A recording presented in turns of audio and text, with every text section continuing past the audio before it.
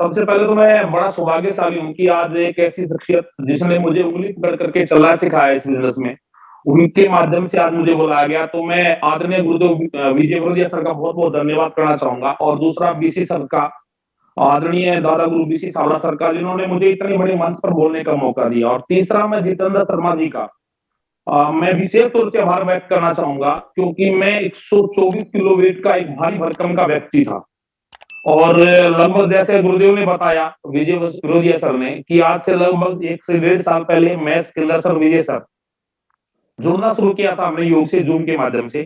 तो अभी लगभग मैं 88 किलो के ऊपर अपने वेट को लेकर के आया हूँ और मेरा टारगेट अभी सर्दी है, सर्दी के दौरान आपको पता है कि वेट बढ़ता है, लेकिन मेरा सेम सीक्वेंस अभी चल रहा है उसमें और मुझे जब गर्मी आएगी तो मेरा टारगेट है कि मैं 66 पर इसको लेकर के आऊँगा। तो मैं अपना परिचय दूँ, मेरा नाम बलवान सिंह गोला है। बेसिकली मैं जूनियर लेक्चरर की पोस्ट के ऊपर हरियाणा एजुकेशन डिपार्टमेंट में कार्यरत हूँ। ये बिज़नेस मेरी ज़िंदगी में किस प्रकार से आया और किन संघर्षों का सामना मुझे करना पड़ा, ये सब मैं आपको इसमें आने वाले 20 मिनट के अंदर रखूँगा। मैं एक छोटे से गाँव हरियाणा में एक जिला है भिवानी, उसमें छोटा-सा गाँव है बड़सी, वहाँ से मैं बिलॉन्ग करता हूँ। साधारण किसान परिवार से मेरा बैकग्राउंड है और आज भी हमारा परिवार खेती-बाड़ी करता है। मैं जब कॉलेज लाइफ में था, जब कॉलेज में पढ़ते थे, तो उस दौरान मेरा एक मित्र है, फ़ास्ट फ्रेंड जिसको हम बोलते हैं, उसके माध्यम से मुझे ये बिज़नेस मिला था। मेरे उस मित्र ने एक दिन मुझे कहा कि मेरे अंकल ने आपको अपने घर पे बुलाया। तो मैं उनके साथ में उनके घर पे गया, वहाँ पर वो उसने मुझे बहुत कुछ बताया, जैसा एक आदमी को प्लान दिखाते हैं स्टार्टिंग में कुछ समझ में नहीं आता, उसने मुझे मार्केटिंग प्लान दिखाया, कसम खुदा खा के बोलता हूँ मुझे कुछ भी समझ में नहीं आया। मुझे एक चीज़ समझ में आई कि मुझे ₹1500 देने हैं और 3 पैंट शर्ट का कपड़ा मुझे लेना है। जब उसने मुझे कहा, तो आप ये बता सकते हैं कि साधारण किसान में परिवार से वाला लड़का ₹1500 एक बहुत कठिन होता है उसके लिए देना, लेकिन जैसे-तैसे करके वो मेरा फ़ास्ट फ्रेंड था। ऐसा फ़ास्ट फ्रेंड कि हम शुरुआत से ही एक क्लास में पढ़ते थे, एक स्कूल में पढ़ते थे, कॉलेज में जाना स्टार्ट हो गए थे। और जब उसने मुझे कहा कि बलवान इसको करना है, मैं उसको मना नहीं कर पाया क्योंकि कई बार क्या होता है कि कोई व्यक्ति विशेष हमारे को ऐसा आता है, जैसा सेमिनारों में बोला जाता है कि पहली बार हम किसी व्यक्ति के फेस को देख कर के बिज़नेस को जॉइन करते हैं, बिज़नेस को नहीं देखते। मुझे पता था कि मुझे बहुत बार उससे पैसे की ज़रूरत पड़ती थी कॉलेज में एडमिशन के लिए क्योंकि उसकी आर्थिक स्थिति अच्छी थी, मेरी आर्थिक स्थिति मजबूत नहीं थी। तो उसके कहने पर मैंने कहा कि आप ₹1500 इसको दे दो, मैं आपको दे दूँगा और जैसे-तैसे करके मैंने उसको बाद में उसको ₹1500 वापस किए और लगभग 6-7 महीने का टाइम बीत गया। जब 6-7 महीने का टाइम बीत गया, उस दौरान इन 6 और 7 महीने के बीच में जिस व्यक्ति ने मुझे प्लान दिखाया था, उस व्यक्ति का मेरे पास में हर रोज़ आना-जाना होता था कि सर आज सेमिनार वहाँ पर है, आज सेमिनार वहाँ पर है, आज सेमिनार वहाँ पर है। मैं उसको इग्नोर कर देता था, मैं उसकी बातों को बिल्कुल भी मतलब सीरियस नहीं लेता था, नज़रअंदाज कर देता था। कभी कुछ गोली देना, कभी कुछ गोली देना, जैसे शुरुआत में हर व्यक्ति देता है। तो 6-7 महीने के बाद में जिस फ्रेंड ने मुझे बिज़नेस के लिए दिखाने के लिए भेजा था, वो मेरा फ्रेंड एक दिन मेरे पास में आया, तो उसने कहा कि बलवान क्या तुम बैग ले आए वो? मैंने कहा मैं तो कुछ नहीं लेके आया। बोला चलो ठीक है, हम दोनों चलते हैं। हम दोनों वहाँ से चलने के बाद भवानी खेड़ा पिकअप सेंटर है, उस पिकअप सेंटर पे चले गए, वहाँ से हमने बैग लिया। बैग लेने के बाद में जब वहाँ पर हमने एक आरसीएम टाइम्स अखबार आता था तो उसमें, तो उस आरसीएम टाइम्स अखबार को पढ़ा, पढ़ने के बाद में मैंने पूछा कि इसमें क्या होता है? बोला सर इसमें ना पूरे इंडिया की दुकानें हैं, पूरे इंडिया के सेमिनार जहाँ-जहाँ होते हैं वो हैं। तो मुझे दिखाई दिया, जो शख्सियत ने मुझे जॉइन करवाया था, वो भी मेरे साथ में था उधर पिकअप सेंटर पे। उसने कहा कि सर इस बार मेरी आपसे रिक्वेस्ट है, एक बार भिवानी में अंदर सेमिनार है, आप उसमें चलो। भिवानी कॉलेज में जाते ही थे, वेस्ट कॉलेज में पढ़ते थे भिवानी। भिवानी में रेगुलर आना-जाना तो होता था, तो सोचा कि यार संडे के दिन चले जाएँगे तो कौन-सी बड़ी बात है, वैसे भी तो भिवानी जाते हैं। मैं सेमिनार में चला गया सर।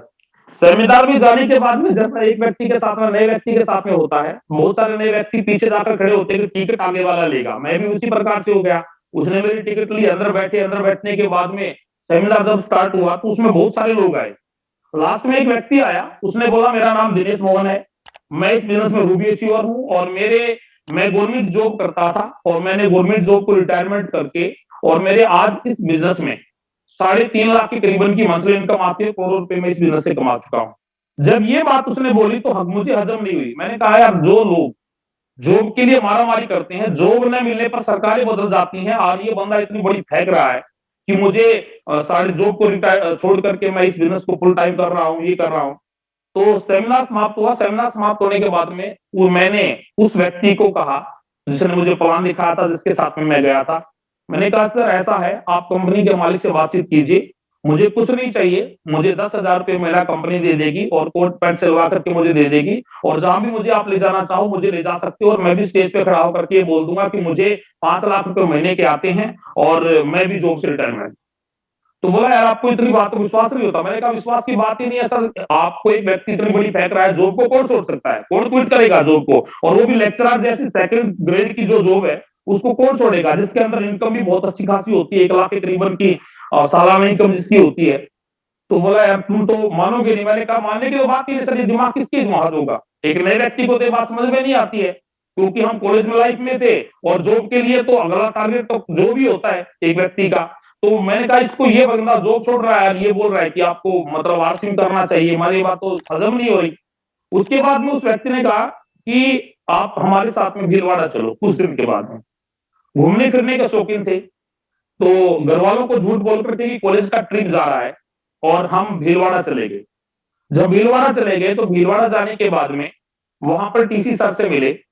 टीसी सर से मिलने के बाद में कंपनी विजिट किया, वहां पर एक फंक्शन था, उस फंक्शन को देखा। उस फंक्शन को देखने के बाद में कुछ-कुछ मन में हुआ कि सिस्टम तो अच्छा है, करना चाहिए। लेकिन उसके बाद में जब घर पे आए, घर पे आने के बाद में फिर वही घरवालों का मतलब माहौल में घुल गए। तो एक दिन उस शख्सियत का फिर मेरे पास में कॉल आया। उस वक़्त नोकिया का मोबाइल होता था। उसने कहा कि सर हिसार के अंदर इंदिरा गांधी ऑडिटोरियम में कंपनी के फर्स्ट डिस्ट्रीब्यूटर आदरणीय बीसी सावड़ा सर का वो प्रोग्राम था। तो वो आ रहे हैं, आपको चलना चाहिए। मैंने कहा ठीक है, आ जाना। तो वहां से हम चले। उस प्रोग्राम में जब देखा वो डबल शिफ्ट में प्रोग्राम था और खचाखच ऑडिटोरियम भरा था। तो एक दिमाग मेरे आया, यार इतने सारे लोग तो पागल नहीं हो सकते। यहाँ पर देखो पहला प्रोग्राम भिवानी में देखा, वहां पर भी हजारों की संख्या में लोग थे। जब यहाँ पर देखा वहां पर भी हजारों की संख्या में प्रोग्राम थे और यहाँ पर देखा यहाँ तो डबल शिफ्ट में प्रोग्राम हुए। इतने सारे लोग तो नहीं, कोई अंगोछा बांधे हुए था, हरियाणा में जैसे कल्चर है अंगोछा बांधने का। ये साधारण सिंपल परिवार से बिलोंग करते हैं, जितने लोग तो पागल नहीं हो सकते। तो फिर मैंने डिसीजन लिया कि मुझे इस बिजनेस को करना चाहिए। जब मुझे करने के लिए कहा था, उस वक़्त उन्होंने मुझे एक किताब दी थी 21वीं सदी का व्यवसाय।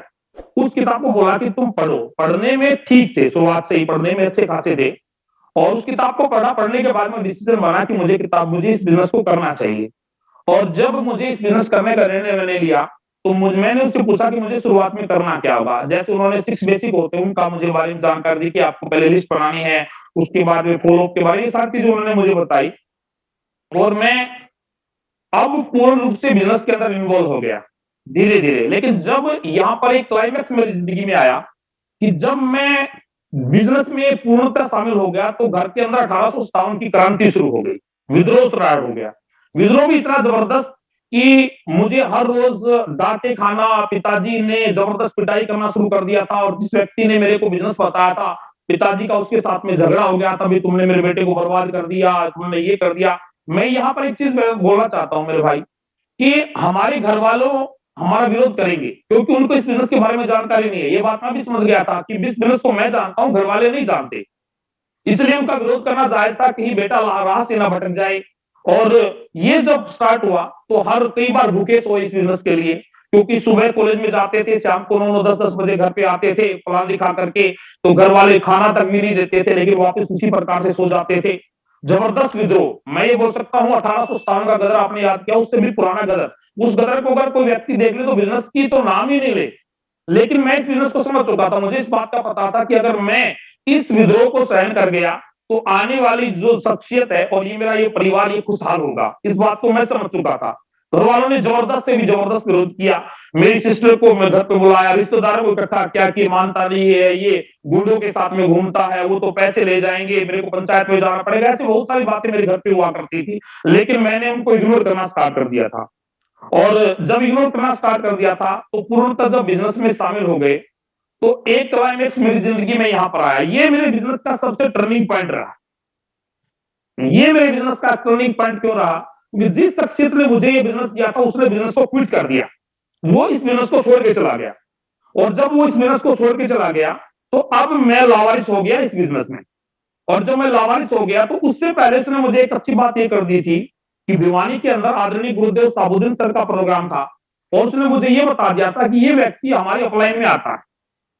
मैंने किसी प्रकार से पिकअप सेंटर पे पास में जाकर के दोबारा से एशियन टाइम्स अखबार उठाया, क्योंकि उसमें उन्होंने मुझे बताया था कि इस अखबार में सभी लीडर के वो हैं, फ़ोन नंबर भी होते हैं, उनके सेमिनार भी आते हैं। मैंने वहाँ पर जाकर के ढूँढा शहाबुद्दीन खान, उसका जो होस्ट है, उसके पास में कॉल गया। मैंने कहा कि मुझे शहाबुद्दीन सर का नंबर चाहिए। उन्होंने मुझे शहाबुद्दीन सर का नंबर दिया। यहाँ पर मैं सभी साथियों को एक बात कहना चाहता हूँ कि कई बार हमारी अपलाइन जब बिज़नेस को छोड़ के चले जाती है, तो हम भी डिप्रेशन में चले जाते हैं और हम भी बिज़नेस को छोड़ देते हैं। मैंने यहाँ पर बिज़नेस को छोड़ा नहीं, क्योंकि मैं इस बिज़नेस को समझ चुका था और मैं इस बिज़नेस को करना चाहता था। और इसलिए मैंने शहाबुद्दीन सर के पास में कॉन्टैक्ट किया, मैंने अपना परिचय दिया और उन्होंने मुझे कहा कि आप गोहाना आ जाओ। मुझे पता भी नहीं था गोहाना कहाँ से बस चलती है, लेकिन जैसे-तैसे करके मैं गोहाना शहाबुद्दीन सर के पास में पहुँचा। उनके पास उनको परिचय दिया, उनको बताया कि सर मैं इस बिज़नेस को करना चाहता हूँ इस प्रकार से। तो मैं बड़ा आज अपने पाँव की अपने चमड़े की जूती भी उस शख्सियत को पहना दूँ, तो मैं अपने उनके जीवन को एहसान को मैं कभी नहीं उतार सकता। शहाबुद्दीन सर ने मुझे बताया, बहुत सारी चीज़ों के बारे में अवगत कराया और शहाबुद्दीन सर ने पता नहीं कितनी ही बार गाँव में आकर के 8-8, 10-10 लोगों के अंदर अभी मीटिंग स्टार्ट कर दी। 8 लोगों के अंदर मुझे पता है कि गढ़ी गाँव के अंदर उन्होंने 5 लोगों के अंदर सेमिनार दी मीटिंगें दी। 5-5, 7-7 लोगों को उन्होंने जा करके मैं उनको बुलाता था, वो आते थे। उन्होंने 8-8, 10-10 लोगों के अंदर जा करके होम मीटिंगों को स्टार्ट कर दिया। अब जब उन्होंने होम मीटिंग को स्टार्ट कर दिया, तो दूसरी बार उन्होंने मुझे परिचय करवाया एक ऐसी शख्सियत जो आज इस मीटिंग में इन्वॉल्व है। सबसे बड़ी बात मैं कहना चाहता था, उस वक़्त मेरा कोई लेवल नहीं था। मैं इससे पहले किसी को नहीं जानता था, मेरी रॉयल्टी अचीवर कौन है, मेरा पर्ल अचीवर कौन है, मेरा स्टार पर्ल अचीवर कौन है, कौन मेरे एमराल्ड में आता है, कौन मेरे स्टार एमराल्ड में आता है। उन्होंने मुझे परिचय कराया कि आपकी मेजर अपलाइन में एक शख्सियत और आती है और उस शख्सियत का नाम है जावेद भट्ट सर। जब जावेद सर उन्होंने कश्मीर में वो रहते थे, वो आ नहीं सकते थे, लेकिन इसी दौरान उन्होंने कहा कि आपकी तीसरी जो अपलाइन में आते हैं, वो आते हैं आदरणीय गुरुदेव विजय बड़ोदिया सर। विजय बड़ोदिया सर का उन्होंने परिचय कराया। वो परिचय क्या था कि दोनों शख्सियत विजय बड़ोदिया और शहाबुद्दीन सर भीलवाड़ा में एक ही रूम में रुके हुए थे और यहाँ पर एक अच्छी खासी टीम मेरी खड़ी हो चुकी थी मेरे लोकल स्टेशन के ऊपर। और तो उन्होंने कहा कि अब हमने क्या करना स्टार्ट कर दिया था, अब हमने एक ही जगह पर सेमिनार करना स्टार्ट कर दिया था। 50-50 लोगों के अंदर वहां पर शहाबुद्दीन जी आते थे, कभी किसी का टाइम चलाते थे, वो कभी किसी का टाइम चलाते थे। इस प्रकार से टीम डेवलपमेंट वहां पर हो गई थी। अब उन्होंने कहा कि बलवान जी आप विजय जी का सेमिनार लो। मैंने कहा सर मैं तो विजय सर को जानता ही नहीं। उन्होंने कहा कोई बात नहीं, आप मैं और विजय सर आज भीलवाड़ा में इकट्ठे हैं। हम दोनों ने आज पहली बार बता रहा हूँ गुरुदेव को मैं, हम दोनों ने एक मिस्ट्री बनाई कि आप मेरे पास कॉल करना, आप विजय सर के पास में कॉल करना और मैं विजय जी को बोल दूंगा बंदा ठीक है, अच्छा काम कर रहा है, आप इसको टाइम दे दो। मैंने विजय सर के पास में कॉल किया, सर मैं इस प्रकार से बलवान उड़ा बोल, इससे पहले मैंने 2-3 बार उनके पास में कॉल किया था, तो उन्होंने कहा कि शहाबुद्दीन जी से कहलवा दो, मैं टाइम दे दूंगा। तो मैंने कहा कि सर मैं बलवान उड़ा बोल रहा हूँ, इस प्रकार से हाँसी से मैं बिलोंग करता हूँ और मुझे आपका टाइम चाहिए हाँसी के अंदर। तो उन्होंने कहा कि यार तुम्हारी टीम से कोई बलवान उड़ा है। शहाबुद्दीन जी ने कहा हाँ, उन्होंने इस प्रकार से मुझे टाइम दिलाया। तो इस बिज़नेस में मेरे बिज़नेस को डिबिल्ड करने में सबसे बड़ा योगदान 100% योगदान मैं कहूँ तो 2 बड़ी शख्सियत का है, एक तो शहाबुद्दीन सर का और एक विजय सर का। विजय सर ने भी गाँव में जाकर के उनको याद है कि नहीं याद है मुझे पता नहीं, बलियाली गाँव के अंदर, गुस्कानी गाँव के अंदर, बहुत गाँव के अंदर उन्होंने जा करके लोकल स्टेशन के ऊपर भी सेमिनार मेरे को मीटिंगें जो है वो देना स्टार्ट कर दिया। क्योंकि उनकी मैं मेजर फोकस टीम में आ चुका था और हाँसी के अंदर ऐसा टाइम हुआ कई बार 30-30 लोगों के अंदर भी, ये गवाह है विजय सर खुद भी, 50-50 लोगों के अंदर भी सेमिनार मीटिंगें होती थी। और विजय सर ने कभी भी, मैंने ऐसी अपलाइनें भी देखी है जो अपलाइनें अगर जिसकी टीम में भीड़ नहीं होती थी तो वो सेमिनार देना पसंद नहीं करते थे, लेकिन मैं अपने आप को बड़ा लकी, अपने आप को बड़े सौभाग्यशाली मानता हूं कि मैं एक ऐसे, यहाँ पर टीम का मैं जिक्र नहीं कर रहा, मैं एक ऐसी अपलाइन के फोकस में था जिस शख्सियत ने मुझे कभी भी ये नहीं कहा कि आपने 20 व्यक्तियों के अंदर मेरे सेमिनार को क्यों लिया, 50 लोगों के अंदर सेमिनार को क्यों लिया। विजय सर ने और शहाबुद्दीन सर ने मुझे इतना सपोर्ट किया कि जब हद से ज्यादा मेरे बिजनेस को बिल्ड करने में सबसे अहम योगदान इन दोनों लीडर का है और इन्होंने आज भी मेरे को मेजर अपने फोकस में रखा हुआ है। उसके बाद में जावेद सर आए, उन्होंने भी फील्ड लेवल पे वर्किंग किया ज्यादा, क्योंकि मेरा लेवल बदल चुका था, मैं इस बिजनेस में स्टार्टिंग पे आ चुका था, रॉयल्टी जैसे मुकाम पर मैं इस बिजनेस में पहुंच चुका था। तो उन्होंने मुझे मेजर रूप से जावेद सर ने भी मुझे अब सपोर्ट करना स्टार्ट कर दिया था। और जब ये स्टार्ट कर दिया तो घर वालों का जो पैसा आना स्टार्ट हो गया था, घर वालों का जो विद्रोह था वो भी अब बदल गया और 2012 के अंदर मुझे गवर्नमेंट की जॉब मिल गई। लोगों को जॉब मिला कठिन होता, लेकिन मेरे लिए जिंदगी में ये था कि मेरे को बिल्कुल आसानी से जॉब जो थी वो प्राप्त हो गई थी, क्योंकि हरियाणा एजुकेशन डिपार्टमेंट ने जो परीक्षा निकाली तो उसको मैंने पास किया। पास करने के बाद में वैकेंसी निकली, उसमें फर्स्ट में ही मेरा जो सिलेक्शन हो गया था और मैंने जब गवर्नमेंट जॉब करना स्टार्ट कर दिया था, तो मुझे बड़ी खुशी हुई कि अब मुझे बिज़नेस करने में और आसानी होगी। मैं इस बिज़नेस में परल लेवल पर पहुँचा, स्टार परल लेवल पर पहुँचा और जब स्टार परल लेवल पर पहुँचा, तो गुरुदेव का, विजय सर का मेरे पास में कॉल आया और मेरे को 100% यहाँ पर मैं बोल सकता हूँ, 100% एमराल्ड पर पहुँचने का महत्वपूर्ण योगदान जो है गुरुदेव विजय वरोदिया सर का है।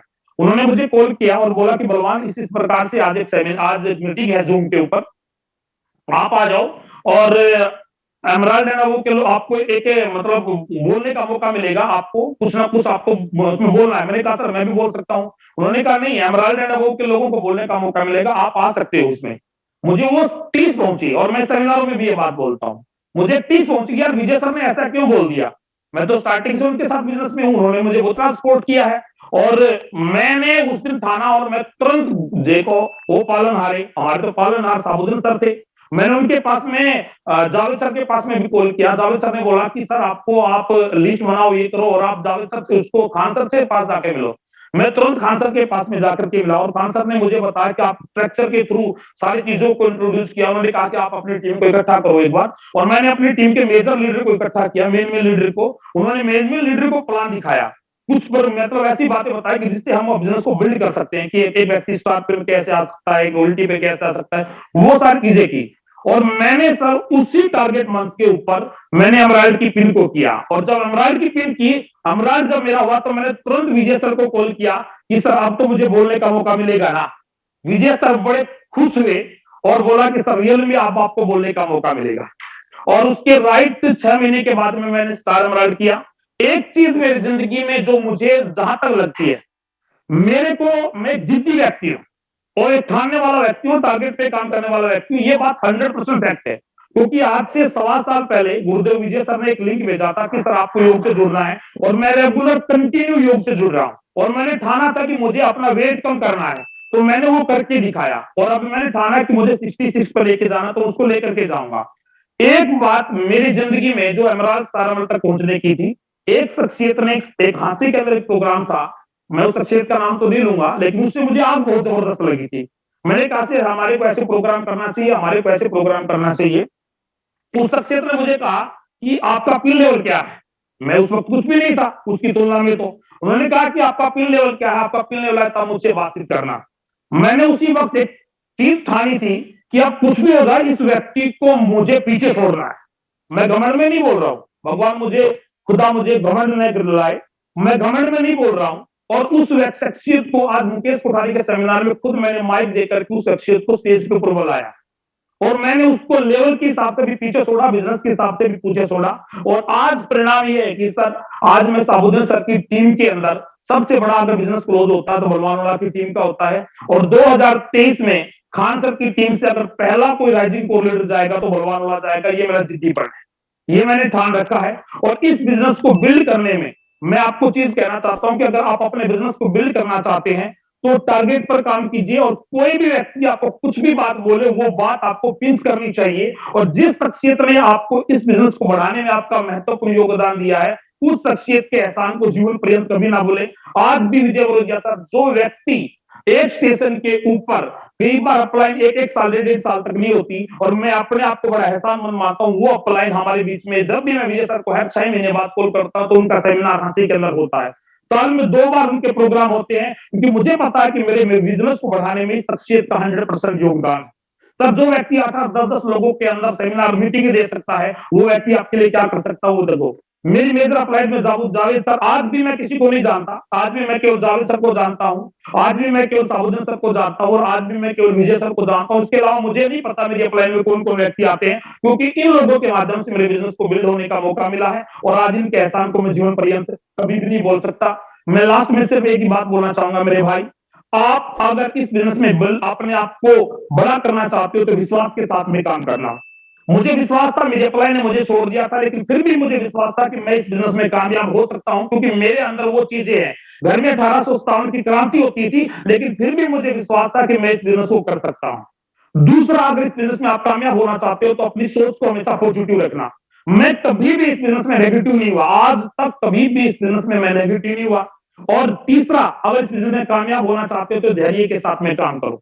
मैंने लगातार कई वर्षों तक काम किया लेकिन मेरा कोई पिन लेवल नहीं था मैं धैर्य के साथ में काम करता रहा और लगातार अपने बिज़नेस को बिल्ड करता रहा। चौथी जो चीज़ है इस बिज़नेस में काम करना चाहते हो तो आपका चरित्र अच्छा होना चाहिए। क्योंकि आपको बहुत बार ऐसे अच्छे-अच्छे घरों के अंदर जाना पड़ेगा जहाँ पर माताएँ होंगी, बहनें होंगी और वहाँ पर आपका बिज़नेस बिल्ड होना हो तब होगा जब किसी भी घर में आप जाओगे, बेटा या भाई बन करके जाओगे तो आप इस बिज़नेस को बड़ा कर सकते हो। और मेरी नज़र में सबसे बड़ी जो इन 4 चीज़ों के साथ-साथ में जो सबसे बड़ी चीज़ है, वो है सर टारगेट लेकर के और ज़िद्दीपन के साथ में काम करना। जब आप टारगेट लेकर के और ज़िद्दीपन के साथ में काम करोगे तो आप इस बिज़नेस में बड़ा कर पाओगे। और लास्ट में सिर्फ इतना कहना चाहूँगा आपकी एक्टिव एंड ग्रोइंग अपलाइन है, जो भी आपको बताए उसके अंदर कूद जाओ। मेरी अपलाइन ने साबुद्दीन सर ने मुझे जो बताया, विजय सर ने मुझे जो बताया, गुरुदेव जावेद सर ने मुझे जो बताया, मैंने वैसा ही किया और वैसा करते-करते आज मैं स्टार एमराल्ड के लेवल के ऊपर हूँ। विजय सर ने एक बहुत बड़ी बात बोली कि मेरे से पहले भी इस बिज़नेस के अंदर बहुत सारे लोग एमराल्ड भी थे, स्टार एमराल्ड भी थे और ऐसा था सर मेरा कोई लेवल भी नहीं था हकीकत में। मेरे से पहले तो जिस शिक्षक ने मुझे कहा था कि आपका लेवल क्या है, वो शायद उस वक़्त स्टार पर्ल के लेवल के ऊपर था और मेरा उस वक़्त कोई लेवल भी नहीं था। मेरा कुछ भी लेवल नहीं था लेकिन आज वो बंदा एमराल्ड के लेवल के ऊपर है, मैं स्टार एमराल्ड के लेवल के ऊपर हूँ। क्योंकि कोई भी व्यक्ति आपको कुछ भी बात लगे, वो आपको चुभनी चाहिए और वो चुभन है ना, वो आपको बिज़नेस में कामयाब करेगी। और आज इस बिज़नेस की बदौलत अच्छी-खासी लाइफ़स्टाइल है, गाड़ी मेंटेन करते हैं, अच्छा-खासा बढ़िया घर है, शानदार लग्ज़री लाइफ़ आज इस बिज़नेस के माध्यम से जी रहे हैं। आज जो कुछ भी मेरे साथ में मैं हमेशा एक तय डायलॉग बोलता हूँ कि बिज़नेस फुल टाइम करता हूँ, मैं जॉब पार्ट टाइम करता हूँ और इस बिज़नेस की बदौलत मैं 1 अप्रैल को कंटिन्यू 1 साल के लिए लीव पे जा रहा हूँ, टोटल केवल बिज़नेस के लिए। और जिस बिज़नेस में को बलवान सिंह को कोई नहीं सुनता था, आज इसका बिज़नेस बहुत सारे स्टेशनों के ऊपर, बहुत सारे राज्यों के अंदर उसका बिज़नेस बड़ी तेज़ी के साथ में मिल रहा है। और सबसे अच्छी बात, मैं ये नहीं कहता कि आपके साथ में ऐसा होगा, सबसे अच्छी बात जो ये है कि आज मेरे साथ में ना तो मेरे परिवार का कोई व्यक्ति ज्वाइन है, ना मेरा कोई रिलेटिव ज्वाइन है और ना मेरा कोई फ्रेंड ज्वाइन है। और जिस व्यक्ति को लगभग 1.5-2 साल तक मेरे घर में भी प्रोडक्ट इस्तेमाल नहीं हुआ, वो प्रोडक्ट मेरे घर क्योंकि घर वालों विद्रोह करते थे, घर वालों ने प्रोडक्ट का बड़ा भैंसों को फेंकना शुरू कर दिया था, फसलों को फेंकना शुरू कर दिया था। तो मेरे एक मित्र है मुकेश कुमार जी, आज इस समय स्टार प्रल अचीवर है, उसने लगभग 1 डेढ़ साल तक उस प्रोडक्ट को इस्तेमाल किया।